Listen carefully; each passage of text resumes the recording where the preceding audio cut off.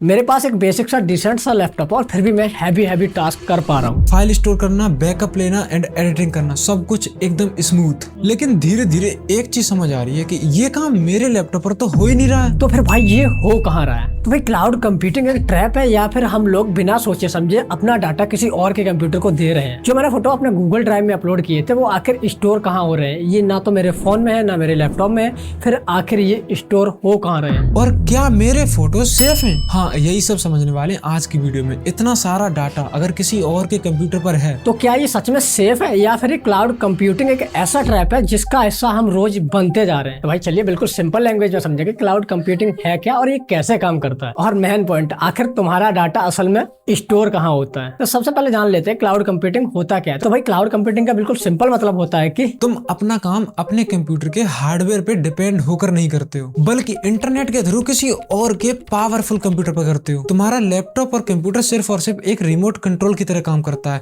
असली काम तो किसी और के पावरफुल कंप्यूटर पर चल रहा होता है। और इसका सबसे बड़ा फायदा ये होता है कि तुम्हें हैवी मशीनें खरीदने की जरूरत नहीं पड़ती और ना ही कोई बड़ा सर्वर रूम बनाना पड़ता है, ना एसी, ना इलेक्ट्रिसिटी, ना टेंशन और ना ही मेंटेनेंस की हेडेक। और अगर इंटरनेट है तो काम चल रहा है, और अगर इंटरनेट गया तो काम भी। जब तुम गूगल ड्राइव पर अपनी कोई फोटो या वीडियो अपलोड करते हो तो तुम्हें लगता है कि वो फाइल तुम्हारे फोन में सेव हो रही है, बट एक्चुअली में वो फाइल्स इंटरनेट के थ्रू गूगल के डाटा सेंटर तक जाती हैं, जहां बड़े बड़े मैसिव सर्वर्स लगे होते हैं जो 24/7 चालू रहते हैं, ताकि आप अपना डाटा जब चाहो तब एक्सेस कर सको। और तुम्हारे डाटा की एक नहीं मल्टीपल कॉपीज बनाकर अलग अलग जगह सेव करते हैं, ताकि अगर बाई चांस आपका डाटा एक जगह से रिमूव हो जाए तो वो दूसरी जगह सेव हो और जहां से तुम्हारा डाटा तुम्हें मिल जाए। और इसी वजह से तुम बिना टेंशन मोबाइल, लैपटॉप या अपना डाटा किसी भी डिवाइस से आराम से एक्सेस कर पाते हो। लेकिन अब एक मिनट रुक के सोचो कि तुम्हारा डाटा, तुम्हारी फोटो, तुम्हारे वीडियो, तुम्हारे डॉक्यूमेंट वो तुम्हारे डिवाइस में है ही नहीं और वो किसी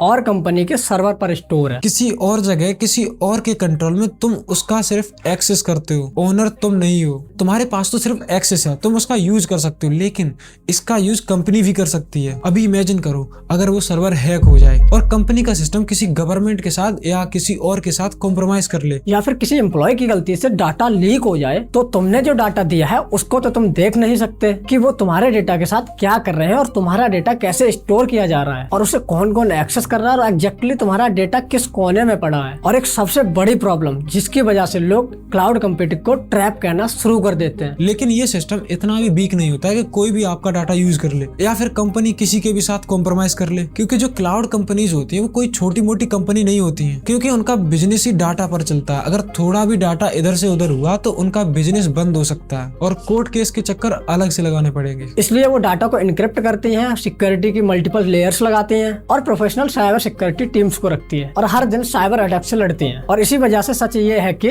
नॉर्मल यूजर का लोकल कंप्यूटर अक्सर क्लाउड कंप्यूटिंग से ज्यादा अनसेफ होता है, क्योंकि अगर आपसे किसी भी तरह से थोड़ा भी मालवेयर डाउनलोड हो गया तो तुम्हारा सारा डाटा लीक हो जाएगा और तुम कुछ नहीं कर सकते। ये ज्यादातर टाइम होता है क्योंकि इंडिया और जुगाड़ का रिश्ता बहुत पुराना है और आज उसी जुगाड़ को हम पायरेसी के नाम से जानते हैं। इसीलिए क्लाउड सर्वर जो होते हैं वो ज्यादा सेफ होते हैं, क्योंकि उनके लिए एक टीम होती है ताकि आपका डाटा है वो सेफ रहे। और जब भी आपका डाटा लीक या हैक होता है तो उसकी वजह क्लाउड सर्वर नहीं होते हैं। ये सब कुछ तब होता है जब तुम कोई वीक पासवर्ड रखते हो या एक ही पासवर्ड को हर जगह रखते हो, या गलती से फेक ईमेल्स पे क्लिक कर देते हो, या किसी ऐप को डायरेक्ट परमिशन देते हो बिना सोचे समझे, तो इससे आपका डाटा लीक एंड हैक हो सकता है। मतलब इसमें गलती क्लाउड की नहीं है, गलती हमारे और तुम्हारे जैसे यूजर खुद ही करते हैं। तो भाई सच्चाई ये है कि क्लाउड कंप्यूटिंग पूरी तरह से न सेफ है न डेंजरस। ये एक पावरफुल टूल है अगर तुम समझ के इसको यूज करते हो। स्ट्रॉन्ग पासवर्ड रखो, बेसिक सिक्योरिटी रूल्स फॉलो करो तो क्लाउड तुम्हारे लिए बहुत सेफ और यूजफुल बन जाता है। क्लाउड कंप्यूटिंग का मतलब है कि पावरफुल सिस्टम का यूज करना, वो भी बिना उसे परचेज किए। लेकिन इसकी ना कुछ बहुत बड़ी प्रॉब्लम्स है जो आपको फ्यूचर में देखने को मिलेंगी। अब आपका एक सवाल होगा, क्लाउड कंप्यूटिंग और क्लाउड स्टोरेज सही है या फिर हमें अपने हार्डवेयर खुद परचेज करनी चाहिए? अगर इस पर वीडियो चाहिए तो कमेंट करो। एंड अगर आप स्टूडेंट हो, बिजनेस ओनर हो या कंटेंट क्रिएटर हो